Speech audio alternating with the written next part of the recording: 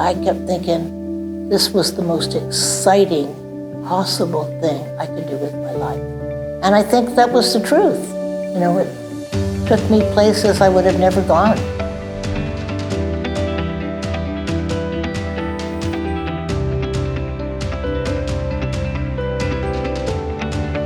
My name is Sister Eileen McNerney. I have been a Sister of St. Joseph for 65 years. This past year especially, we've been celebrating these 100 years here in Orange and what's happened since we came here. One of the first ministries that we started from here was St. Joseph Hospital. Our work is not just buildings, not just schools, and not just hospitals. It's the women who went with it, who was part of that hospital or part of that school or part of that venture. And those are the women I think are really pretty interesting. One person I want to talk about a little bit is Sister Frances Dunn. She had graduated from college before she came to the convent, which was extremely unusual.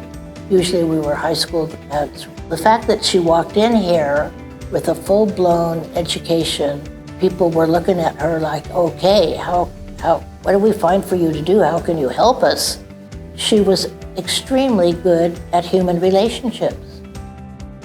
Ultimately, she became the first administrator of Children's Hospital of Orange County.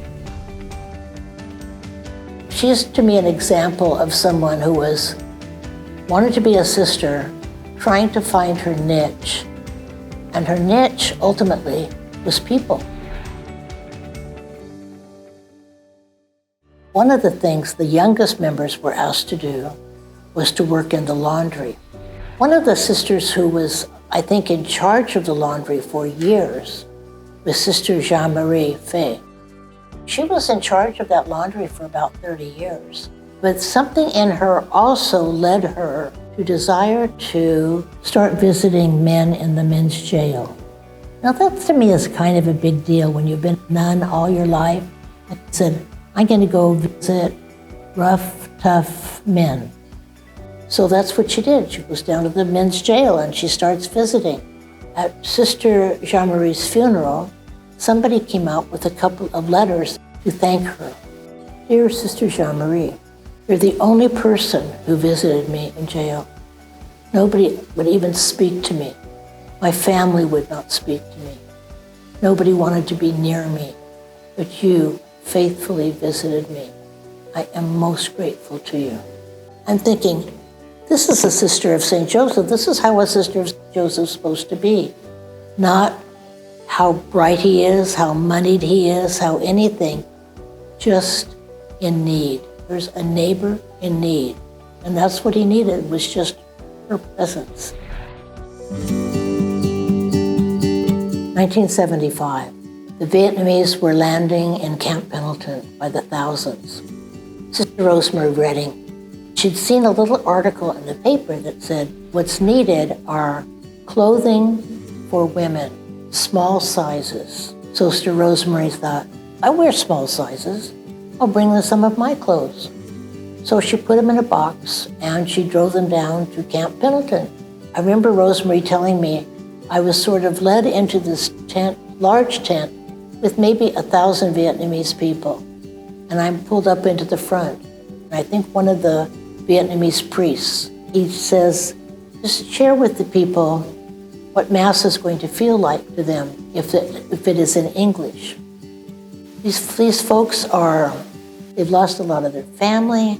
They don't know how they're going to earn a living here in Orange County. They don't know the language.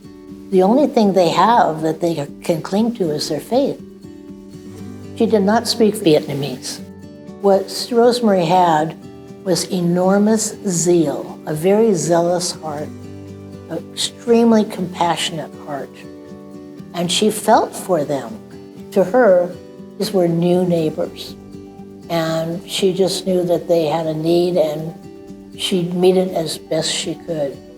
I think that played out to a 30-year ministry. It was a very dear relationship, and it has continued to be between herself and the Vietnamese people here.